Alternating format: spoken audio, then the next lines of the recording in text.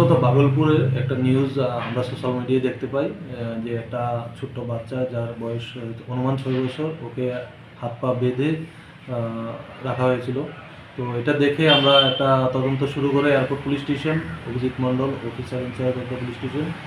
তো তদন্তের পরে আমরা ঘটনার সত্যতা খুঁজে পাই এবং চাইল্ড লাইন ভিজিট করেন, চাইল্ড লাইনের মেম্বাররা প্রতিনিধি দল ভিজিট করে একটা কমপ্লেইন লজ করেন।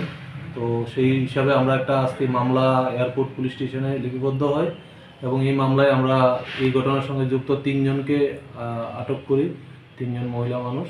তো ওদেরকে আজকে মোহনপুর কোর্টে প্রেরণ করা হবে। তো বিষয়টা ছিল ছোট্ট মেয়েটার মা নেই, বাবার সাথে থাকে।